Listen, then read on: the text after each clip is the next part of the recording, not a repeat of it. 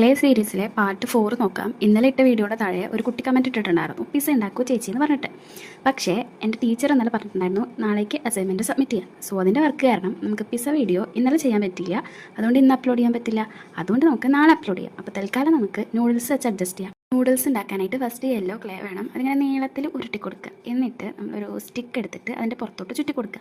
ചുറ്റി കൊടുക്കുമ്പോൾ ഭയങ്കരമായിട്ട് അമർത്തിയിട്ട് ചുറ്റി കൊടുക്കരുത്, അത് അവിടെ പിടിച്ചിരിക്കും. സോ റിലീസ് ചെയ്യാൻ പറ്റുന്ന രീതിക്ക് ചുറ്റി കൊടുക്കുക. അതിങ്ങനെ ചെറിയ ഒരു നീളത്തിൽ അങ്ങനെ ചുറ്റി കൊടുത്തതിന് ശേഷം അത് റിലീസ് ചെയ്യുക. സോ അങ്ങനെ കുറച്ച് അധികം ഉണ്ടാക്കിയെടുക്കുക, സ്പൈറൽസ് കേട്ടോ.